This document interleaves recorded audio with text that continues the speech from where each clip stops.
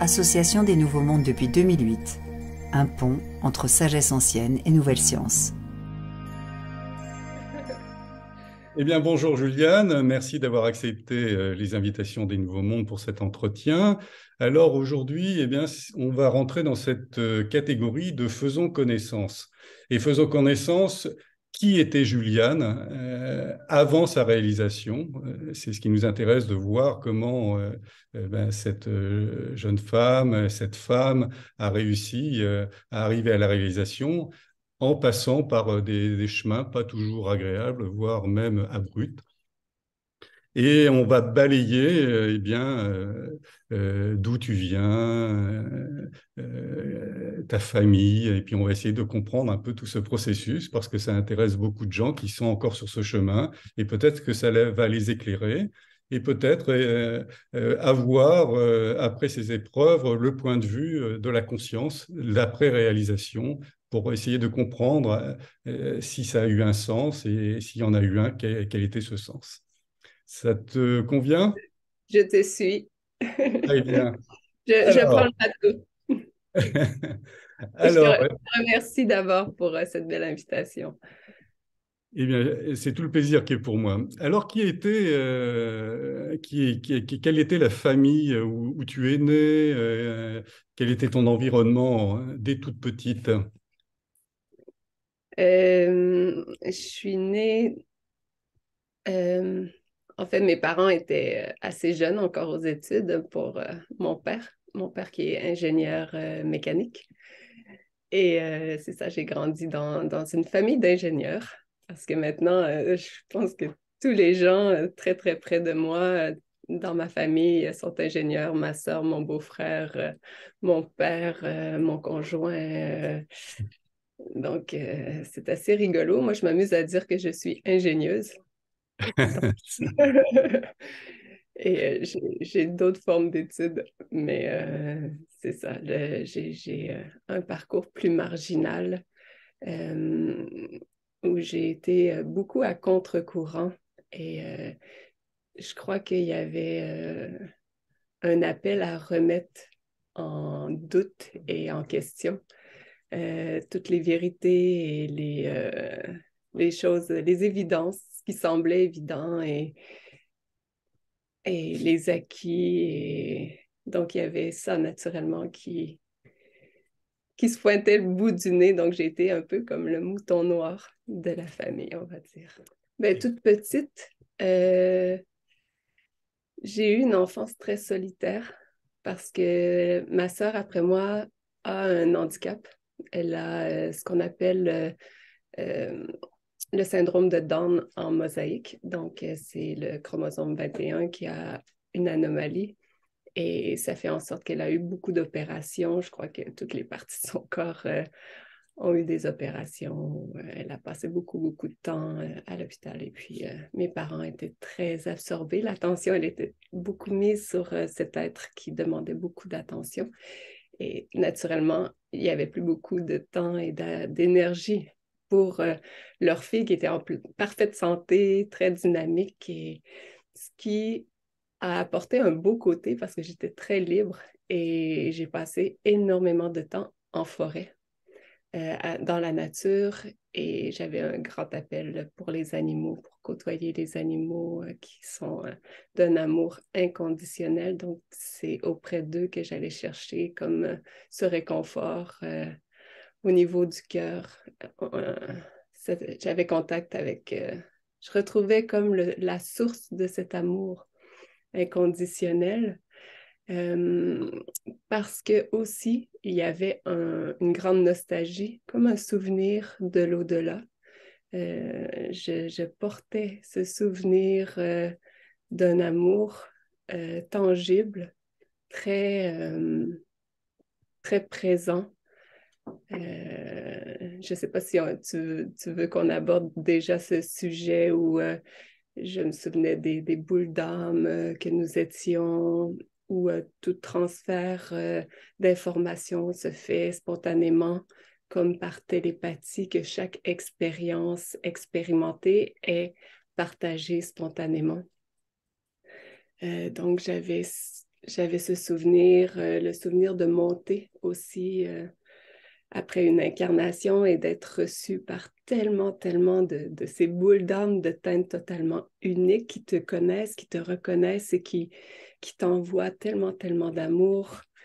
Et un autre souvenir aussi où j'étais comme dans une sphère, c'est encore la boule d'âme pêche qui flotte dans un environnement de paix absolue.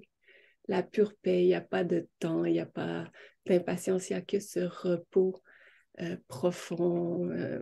Et ça, c'est juste avant, comme de se réincarner, on va dire, de revenir expérimenter. Oui, ben, c'est des saveurs différentes. J'aime à dire que c'est des subtilités d'expériences différentes parce que la conscience que nous sommes, cette grande conscience, ben,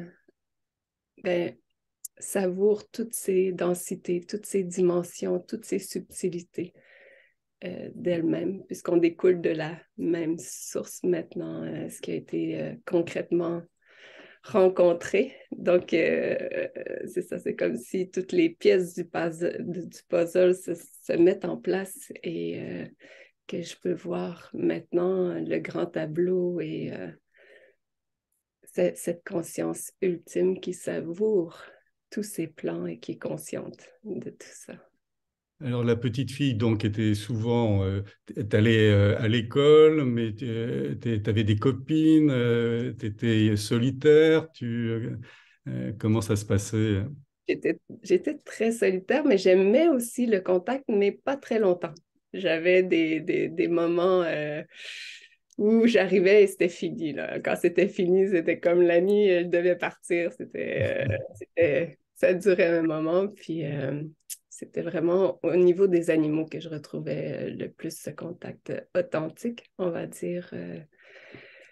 Et puis, ben, à l'école, j'aimais bien, comme tout le monde, avoir mon groupe d'amis. Je pense que c'est dans la nature de l'être humain, cette dimension de survie qui est là, qui a besoin d'un regroupement, de se sentir en sécurité, de se sentir reconnu, de se sentir...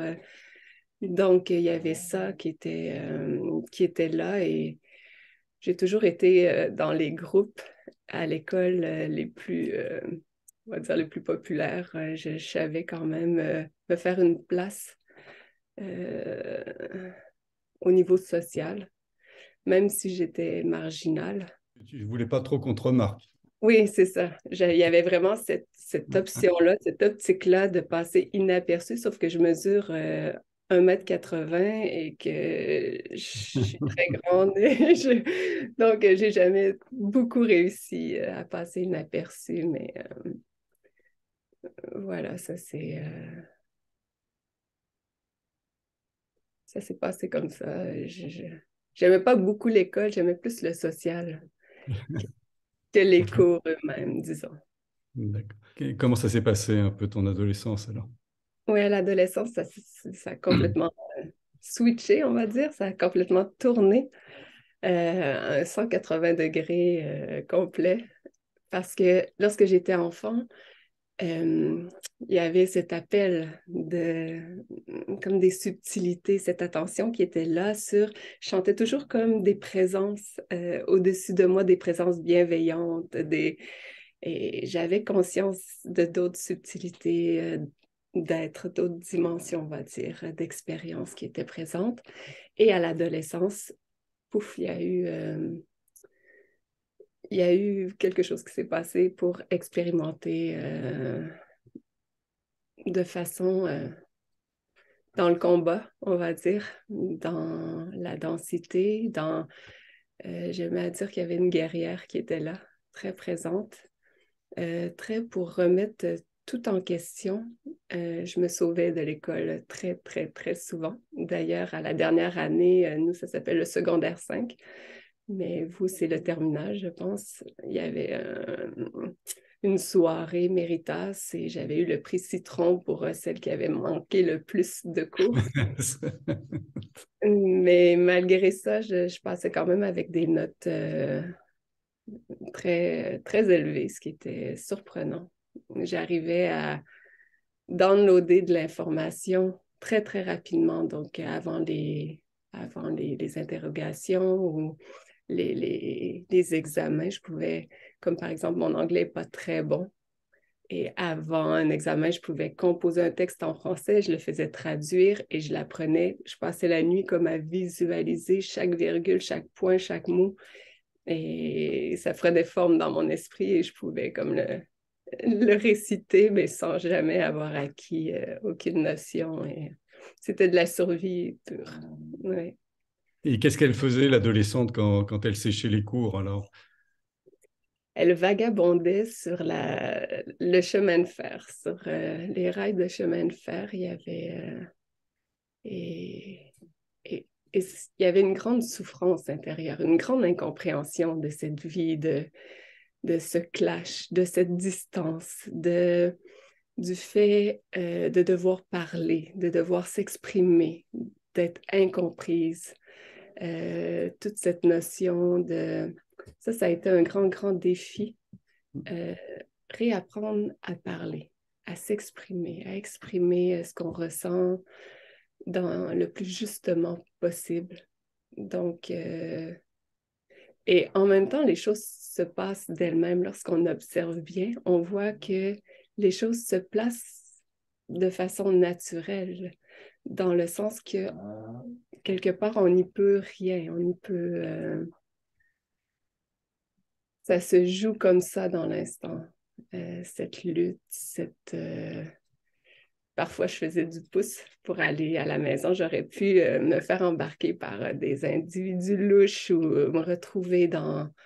J'ai beaucoup joué avec les limites très fines de la sécurité pour le corps physique, on va dire. Dans une période où, justement, à l'adolescence, j'allais dans une école pas très recommandable et d'ailleurs, mes sœurs, elles n'ont pas eu cette opportunité. Mes parents, lorsqu'ils ont vu comment ça se passait, ils les ont mis dans des écoles privées, puis plus structurées. Mais moi, j'ai côtoyé des motards, j'ai eu accès à des substances illicites et c'était un autre univers violent aussi, où on devait quand même lutter et faire notre place par la force, par la dureté. Donc, se faire une carapace. Ah oui, tu es passé vraiment dans un personnage opposé, en réaction pratiquement. Tu as été obligé de te créer une carapace vraiment plus épaisse que la moyenne.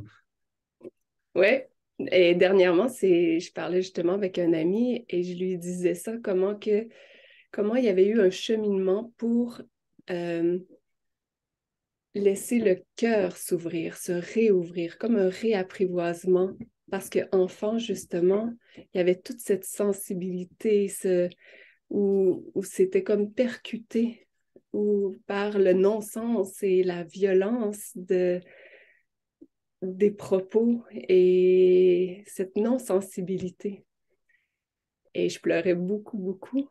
Et à un moment, les gens, ça les ramenait à leur propre souffrance. Donc, ils m'invitaient à me faire une carapace en me disant, mais tu dois, Juliane, te faire une carapace. Tu dois te protéger. Le monde est dur, le monde... donc, tu peux pas, comme ça, être si sensible. Et surtout, ben, maintenant, ce que je comprends, c'est que ça les mettait face à eux-mêmes, à leur propre souffrance, à leur propre sensibilité. Et donc, ça s'est fermé. Ça, à force d'être percuté comme ça, ouais, il y a eu une grosse, grosse, grosse carapace qui s'est formée à un moment. Et ensuite, donc, ça a évolué comment? Il y a eu un déclic pour diminuer cette carapace? Ça s'est fait après la réalisation, je pense. Je vois ce qui... Il y a eu... En fait, je pense que lorsque le cœur se referme, c'est là qu'on se coupe de soi-même et c'est là que la souffrance arrive réellement. Parce qu'on n'a plus accès, on pense qu'on se coupe du monde, mais on se coupe de soi en réalité. Donc, je ressentais une vraie souffrance dans le corps, sans savoir que le fait de me protéger contre le monde, c'était me couper de moi-même. Et donc, mais en même temps, le parallèle, le paradoxe ou l'appel, c'était de trouver quelque chose une vérité, ça faisait en sorte que ça tirait pour chercher, pour trouver. Il y a eu une grande période de recherche pour trouver une vérité hors de tout doute, quelque chose en quoi me déposer, et tranquillement aussi est réapparu les saveurs, les bribes de cet amour, on va dire, pur d'avant, cette densité, cette incarnation. Et donc, ça se fait tranquillement. C'est la vie qui s'orchestre comme ça. J'ai mes petits bébés qui sont agités, là, qui sont actifs. Et donc, c'est ça, tranquillement, il y a eu cette recherche au début vers ce qui était plus ésotérique, on va dire, ce qui appelait plus à la redécouverte de l'énergie. Et dans ma famille, c'était très mal vu.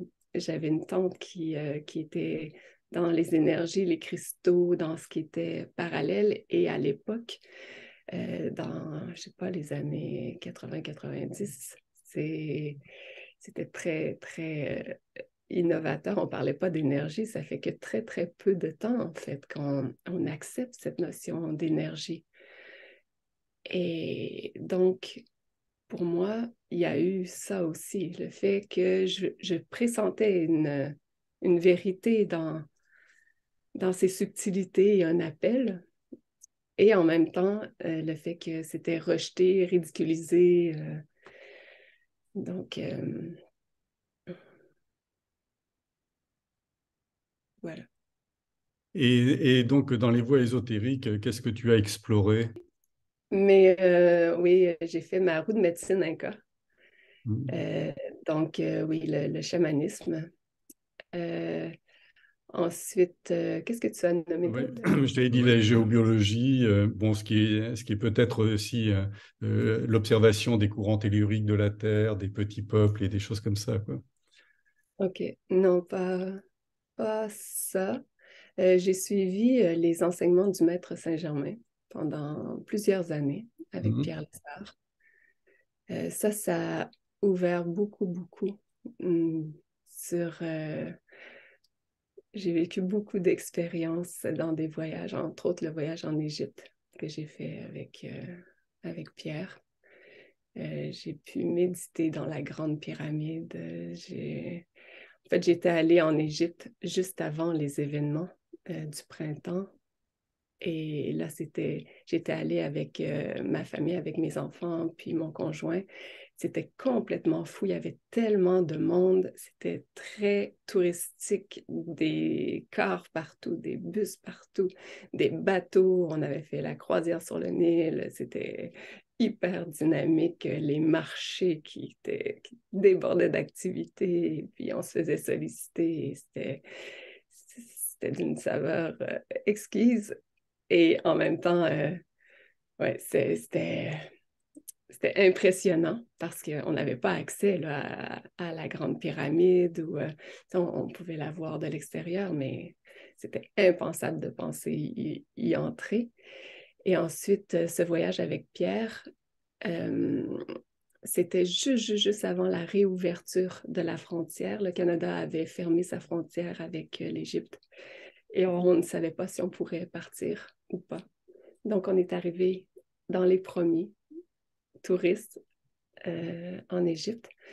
Et là, l'ambiance était totalement différente. On sentait qu'il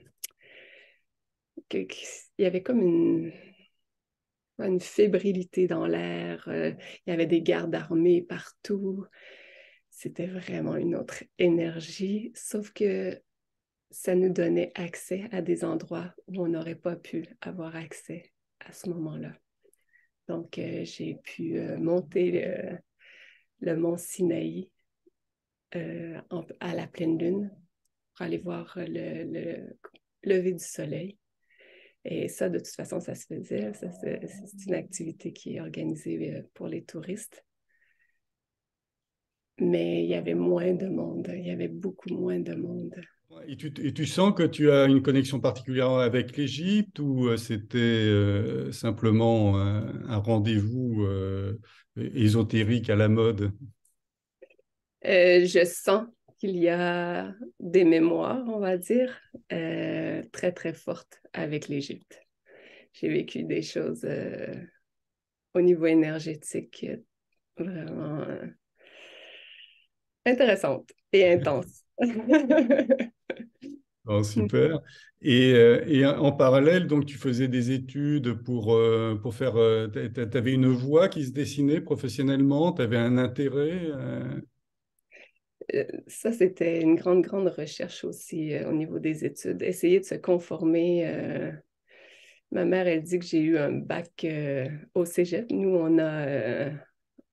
notre bac est universitaire et le cégep est entre le secondaire et l'université. C'est un 2 ans. Et j'ai fait j'ai fait des études en sciences humaines, en arts visuels. J'ai fait aussi mes sciences pures pour pouvoir aller en agronomie à l'université. Donc, j'ai comme touché à toutes les préparations. Et mon esprit est très artistique, mais il y a un côté aussi structuré, scientifique, surprenamment. Donc, j'aime explorer tout ça, mais j'ai fait des études universitaires sans les terminer parce que nous avons dû partir pour la France. J'ai suivi mon conjoint pour son travail et ça fait en sorte, pensant reprendre mes études, mais je ne les ai jamais reprises finalement. J'ai fait des études parallèlement à ça en ostéopathie pour les chevaux. Et j'ai fait plusieurs formations. Tout à l'heure, tu parlais de médium, donc j'avais fait une formation de médium qui est de l'exploration finalement de toutes les subtilités, des énergies, de l'information qu'on est capable de percevoir et tout ça. J'ai fait la danse des énergies, il y a eu beaucoup d'exploration au niveau subtil. Est-ce que tout ce parcours ésotérique t'avait renforcé ou peut-être fragilisé en même temps?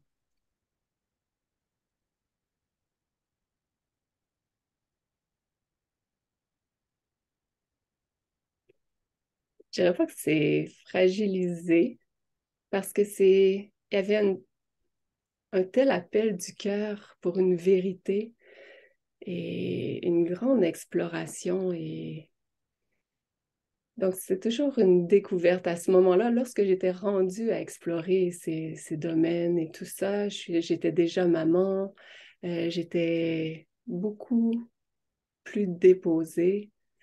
Euh, dans le sens, mon côté rebelle. Mon côté rebelle s'était déposé. Par contre, le côté émotionnel au niveau de l'anxiété, ça, c'était de plus en plus présent. Mais sauf que ce côté a aussi permis de rencontrer certains aspects de moi-même. Ça guide ces difficultés que nous rencontrons finalement lorsqu'on accepte de profondément les rencontrer. Ça nous guide vers une vérité profonde qu'on porte tous en soi. Donc, cette période, après la naissance de mon fils, j'étais rendue à ne plus pouvoir sortir de chez moi. J'avais des crises de panique intenses. Je pouvais laisser mon panier d'épicerie à l'épicerie et revenir à la maison.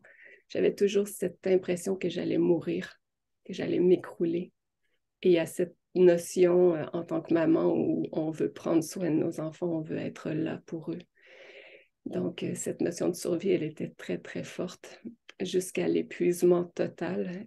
Et ce cadeau qui arrive avec cet épuisement total, c'est qu'on abdique. À un moment, on n'en peut plus et on lâche totalement. Et on accepte de mourir quelque part. En fait, ce qui meurt, c'est tout ce qui est retenu, tout ce qu'on retient, tout ce contre quoi on lutte. Et c'est ça qui lâche.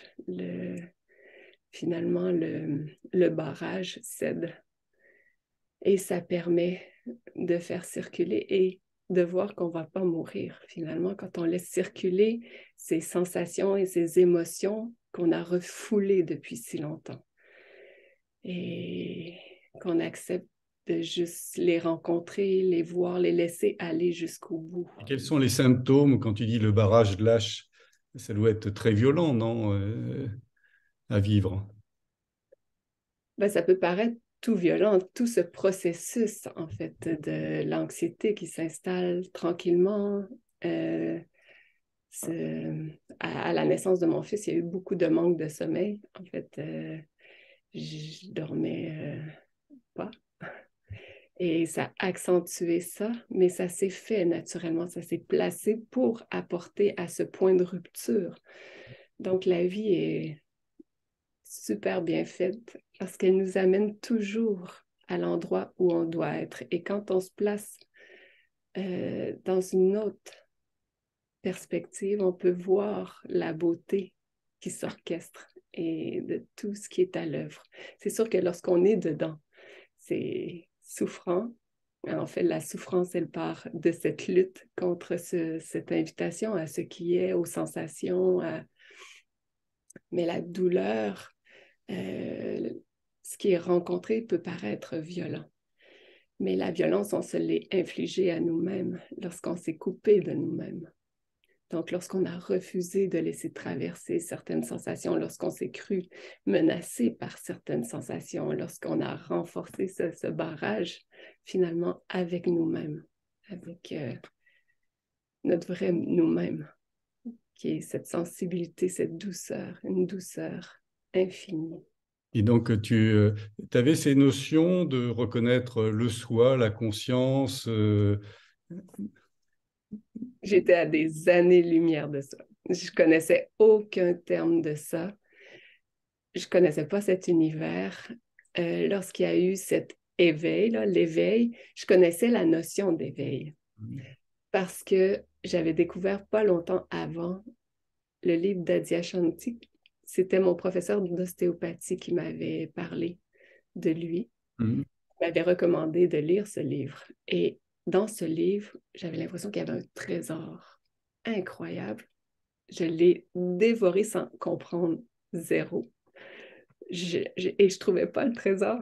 Je lisais, puis non, j'avais pas trouvé le trésor. Et il y avait aussi le livre de Eckhart Tolle. Ça a été comme les deux livres qui ont comme ouvert sur la notion d'éveil. Mais tout ce qui est notion de non-dualité, tout cet univers, le soi, ces termes, la présence, je connaissais pas du tout ça. C'est lorsque Pierre et Gérald sont venus à la maison que j'ai découvert cet univers. Et ça a été un concours de circonstances total.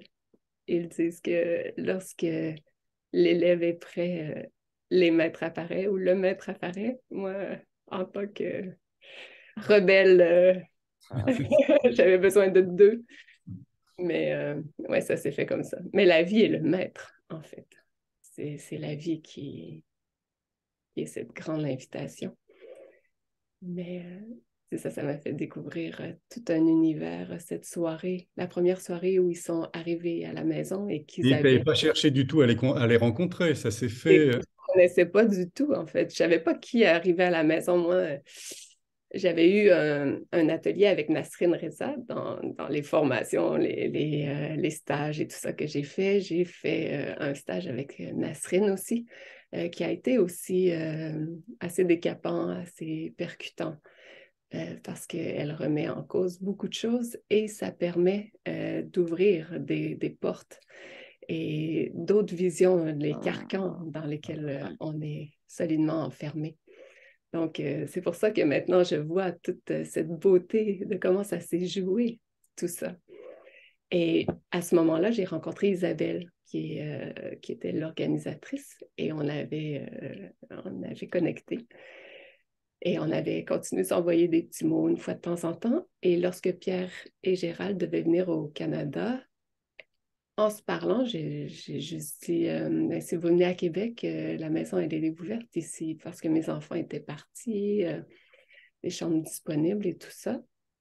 Donc, moi, je les accueillais simplement comme j'aime accueillir à la maison les gens et rencontrer les gens. Voilà. Donc, c'est ça. Et cette première soirée, Isabelle, elle avait organisé comme un satsang, une rencontre en présence. Et là, j'ai découvert cette vérité-là. Ça a vraiment percuté. J'ai vraiment senti quelque chose venir me rejoindre. Ça a fait vraiment écho parce que moi, ils venaient ici, mais ils faisaient leurs activités. Je n'avais pas l'intention de les suivre.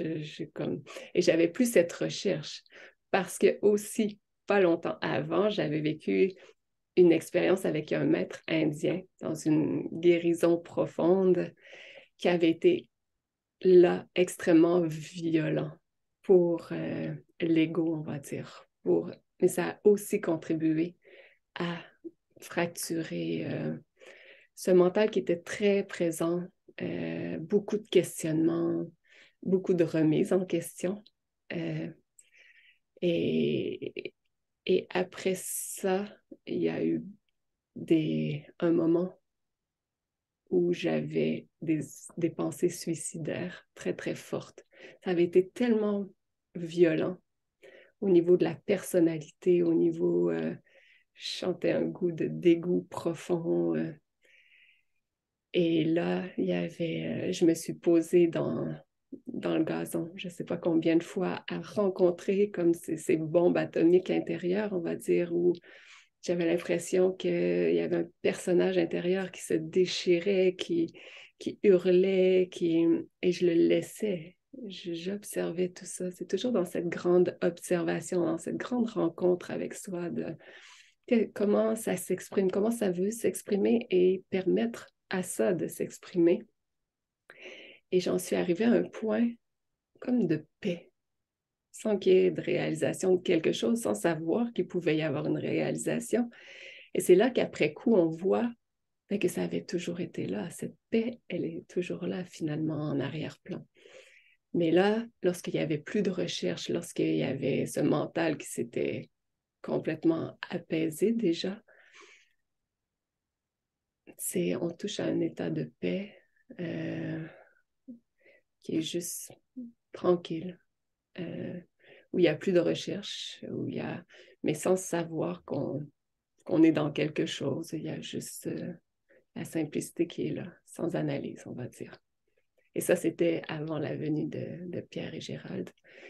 Et là, c'est là, lorsque eux sont venus, que j'ai pu j'ai mis des mots sur des choses. Et puis là, il y a eu d'autres étapes qui se sont faites par la suite. Il s'est passé quelque chose lors de cette rencontre physique? Déjà, après cette première soirée, il y avait l'élan de les suivre partout. Et il y avait beaucoup la nuit, il y avait cette conscience, ce regard qui observait tout ce qui n'était pas. Donc, pendant leur présence, il y avait ce mouvement de voir que toute sensation ne me définissait pas. Donc, maintenant, j'ai appris que ça s'appelait neti-neti. Donc, je ne suis pas ceci, je ne suis pas cela, je ne suis pas les émotions, je ne suis pas les contractions, je ne suis pas les sensations, je ne suis pas les pensées, je ne suis pas... Donc, tout ce que je pouvais observer, c'était comme automatiquement, je ne suis pas ça. Donc, ça soulage beaucoup. Parce que tout ce qu'on a appris à s'identifier, finalement, on peut le lâcher. On peut voir que ça n'a pas de prise. Sur nous, on est libre. de ça. Et là, on reconnaît ce qui reste finalement, en dehors de tout ce qui est perçu. Donc ça, c'est comme une première étape de reconnaissance. Une fois qu'on a vu ça, là, on peut voir que c'est dans tout. En fait, tout ce qui est vu et perçu n'est pas nous en tant qu'identité, n'est pas nous en tant que ce qu'on a appris à être. C'est pour ça, c'est là qui est la fine ligne. C'est cette reconnaissance de, comme tu dis, cette conscience, cette présence, cette source, cette paix qui est à l'arrière-plan en permanence, cette immobilité.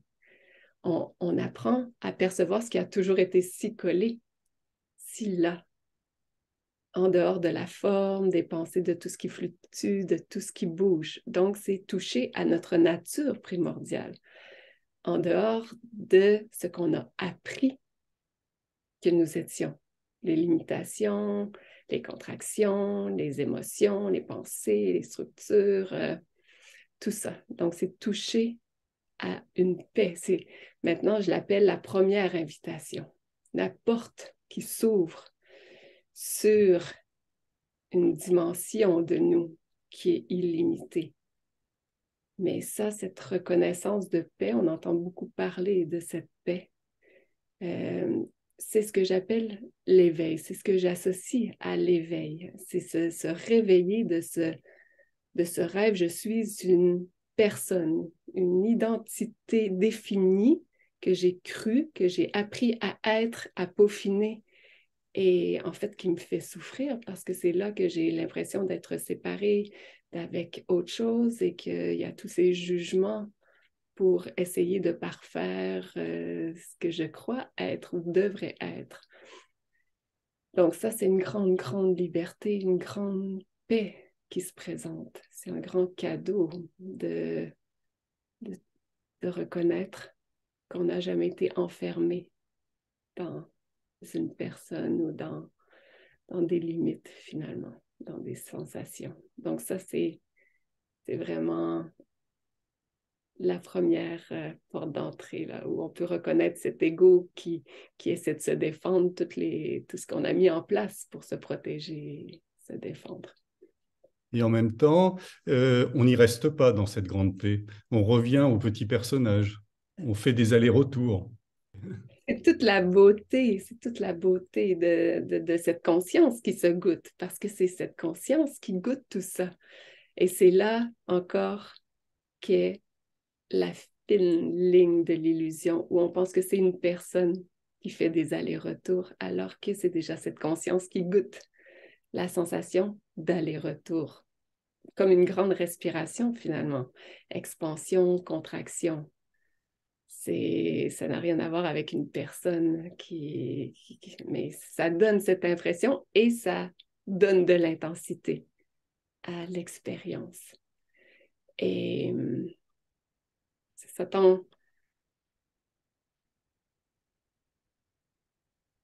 lorsqu'il y a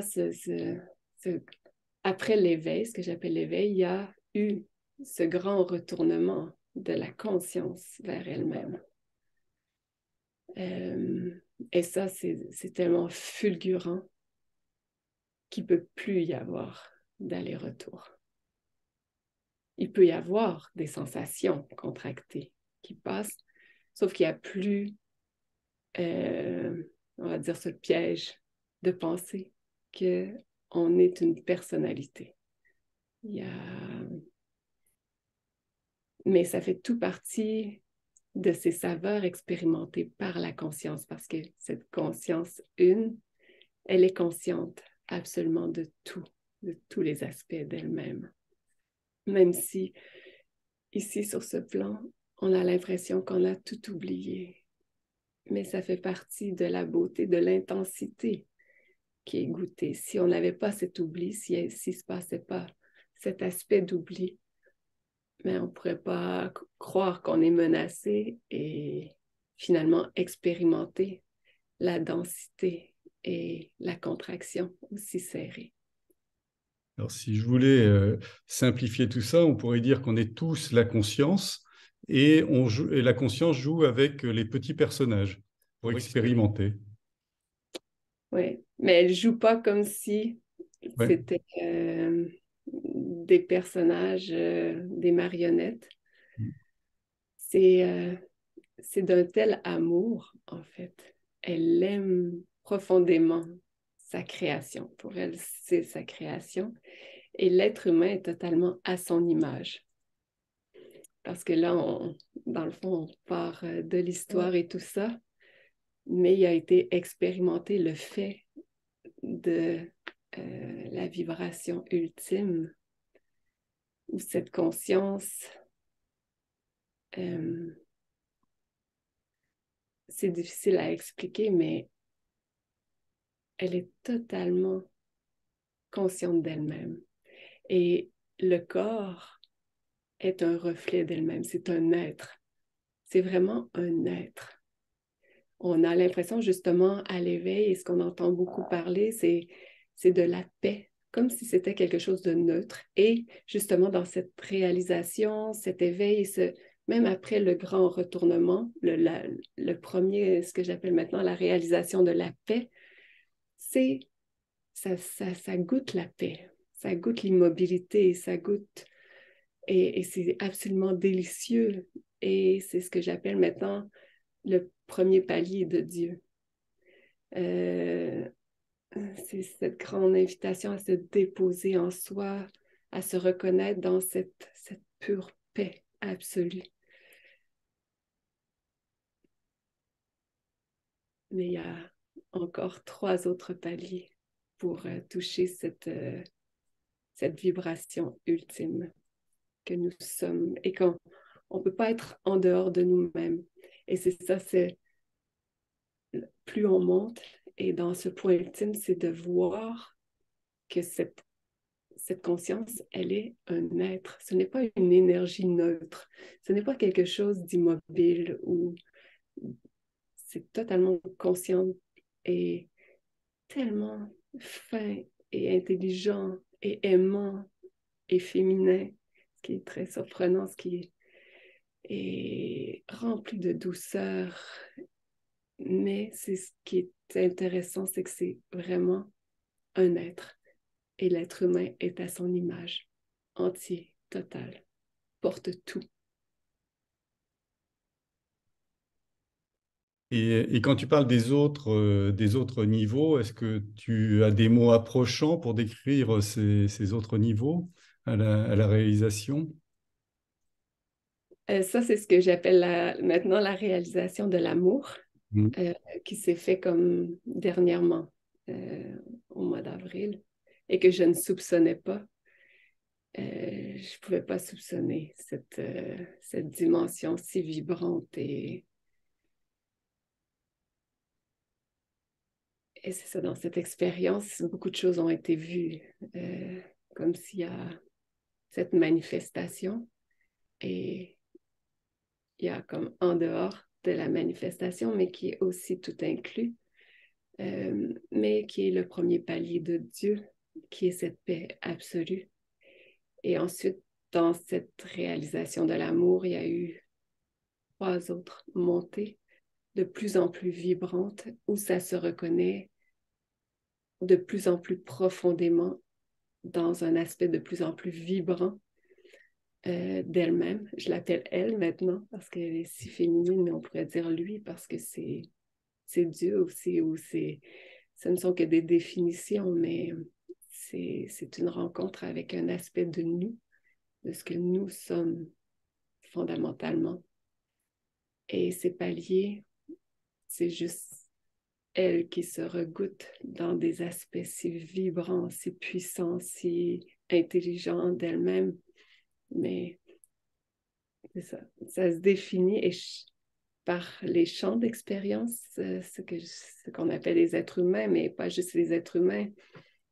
Chaque densité, chaque arbre ou manifestation, les animaux sont aussi des expressions de cette conscience où il y a aussi d'autres formes de conscience qui existe. Et elle peut s'expérimenter aussi, cette conscience, de façon multiple, je veux dire, en étant simultanément consciente d'être à plusieurs places en même temps, d'être tout, d'être... c'est difficile pour la compréhension mentale, mais c'est ça, elle s'expérimente dans plein de sortes de consciences qui sont conscientes, mais de façon différente, très subtilement différente. Donc, il n'y a pas que l'être humain dans cet aspect où on pense que l'être humain comme en haut de la chaîne alimentaire, on va dire, en haut de la chaîne, comme si elle passait que par l'être humain pour se reconnaître et se goûter, mais ce qui n'est pas le cas. Et comment maintenant, dans ta vie de femme, de mère, d'épouse, tu vis cette réalisation? Comment ça se positionne? Simplement, simplement parce que en réalité, c'est la pure simplicité d'être. C'est, je ne sais pas si tu parles de comme après la réalisation de l'amour ou après la réalisation de la paix ou après l'éveil ou... Je ne connais pas les nuances, hein, je ne les ai pas vécues. Donc, je te laisse. Ben, déjà après la réalisation de la paix, c'est... En réalité, c'est voir que ça a toujours été là. C'est ça qui est comme une grande blague cosmique, c'est que la perfection est déjà là et que ça a toujours été cette conscience. C'est juste qu'elle redevient consciente qu'elle a toujours été ça. Donc, il n'y a que ça, il y a qu'elle. Et c'est vraiment comme une grande blague cosmique où on nous a appris qu'on était quelque chose d'à part et qu'on était séparés d'avec cette source qu'on est. Donc, le fait de retrouver ça, que la conscience se reconnaisse, ça peut s'exprimer de plusieurs façons encore là. Et il reste des contractions et des mémoires qui sont de l'information, parce que tout est information finalement. Donc, il y a un corps qui semble expérimenter, tant qu'elle passe par l'expression d'une matérialité, il y a de l'information. Il y a des saisies, il y a une texture, il y a une couleur, il y a... Et donc, c'est juste le fait de se déposer simplement dans ce qui est, laisser être ce qui est, laisser ce chant finalement unique s'exprimer. Et il n'y a plus cette notion de se sentir menacé. Il peut y avoir encore des mémoires réactionnelles face à une situation. S'il y avait l'habitude de réagir d'une certaine façon, il peut y avoir encore comme l'impulsion de réagir.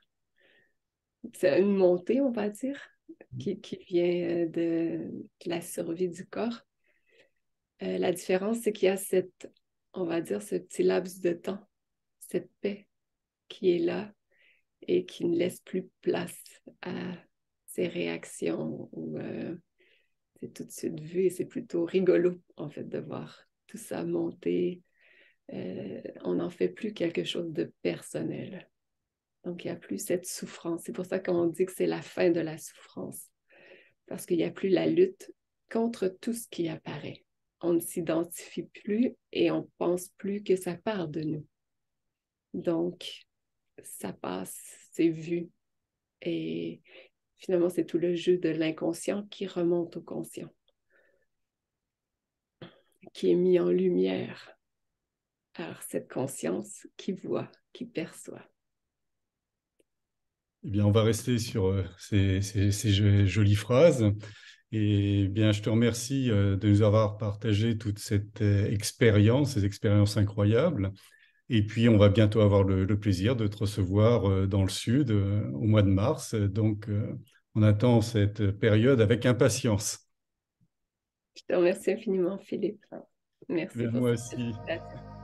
L'Association des Nouveaux Mondes, c'est aussi un site, des programmes d'événements, des annonces partenaires, c'est surtout un lien entre nous.